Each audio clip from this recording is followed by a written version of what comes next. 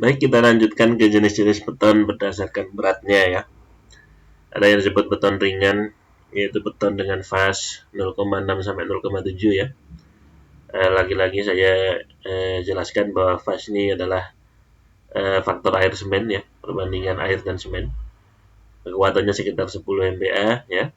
Berat agregat kurang dari 2 gram per centimeter kubik ya. Ada beton normal yang paling sering digunakan untuk proyek pembangunan di sekitar kita ya. Faznya 0,4 sampai 0,6 ya. Kekuatannya 10 sampai 40 MPa dan berat agregatnya 2,2 sampai 2,8 gram per centimeter kubik ya. Ada yang namanya beton berat ya, faznya 0,3 sampai 0,4, kekuatannya 45 sampai 70 MPa ya. Berat agregatnya lebih dari 3 gram per centimeter kubik. Nah, yang beton berat ini sudah termasuk beton tinggi ya, beton berkekuatan tinggi karena dia lebih dari 40 MPa ya.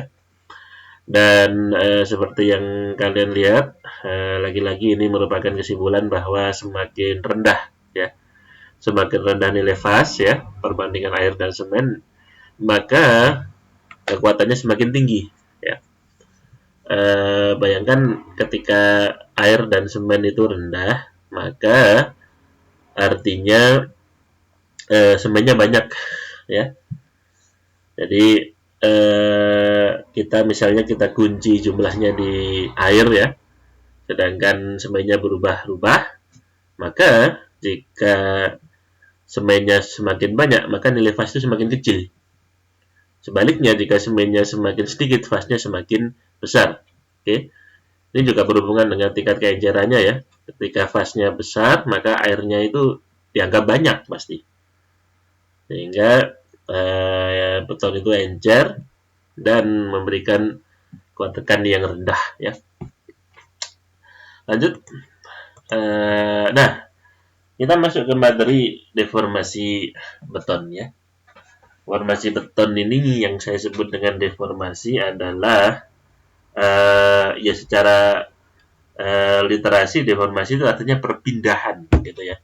Jadi ketika Anda berdeformasi itu kan sebenarnya berpindah ya.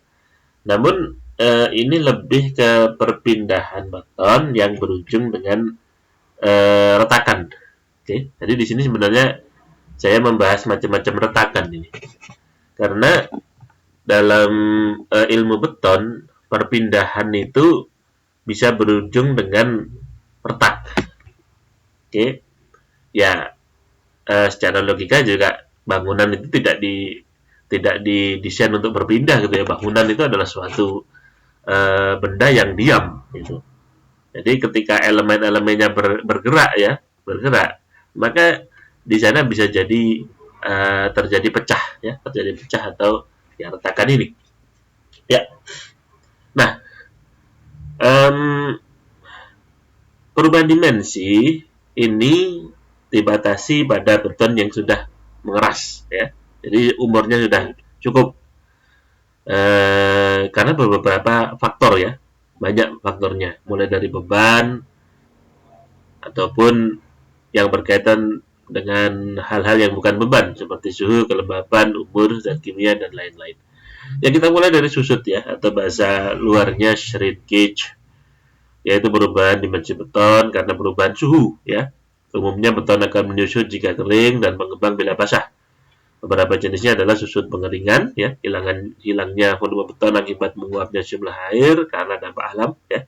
Susut plastis, hilangnya volume beton karena reaksi hidrolisis, yaitu reaksi semen dan air ya. Jadi memang tanpa apapun ya, memang beton itu sifatnya memang menyusut. Ada susut karbonasi, hilangnya volume beton karena faktor kelembapan ya. Jadi kelembapan di sekitar beton itu juga berpengaruh ya. Ada yang namanya susut sendiri ya, hilangnya volume beton karena strukturnya yang terlalu masif. Jadi memang ya, ada yang namanya susut akibat reaksi hidrolisis ini ya. Padahal reaksi hidrolisis adalah reaksi yang terjadi antara semen dan air untuk membentuk ikatan ya. Jadi memang itu tidak bisa terpisah ya, mana bisa ya. Beton mengeras ya karena reaksi hidrolisis. Dan ternyata Reaksi hidrolisis itu mengurangi volume. Jadi memang sebenarnya berkurangnya volume beton, ya.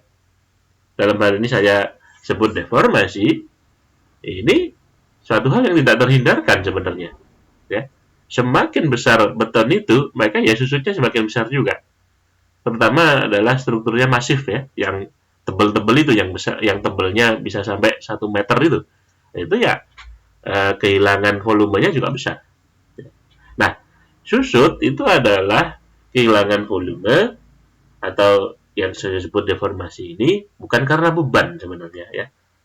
Jadi karena aktivitas suhu di sini biasanya. Oke.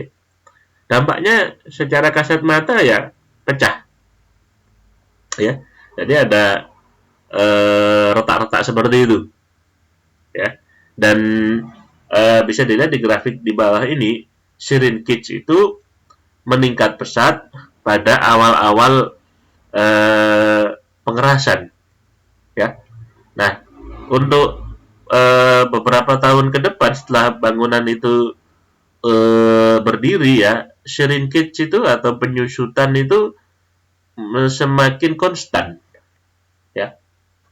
Karena inilah kemudian yang disebut aktivitas kehilangan air memang. Hubungannya sama itu. Oke, jadi eh, awal-awal pembangunan beton itu memang sifat alamiahnya berkurang volumenya, ya. Dan kemudian dia terus konsisten, bentuknya tetap, ya. Jadi itu adalah salah satu sifatnya beton fast.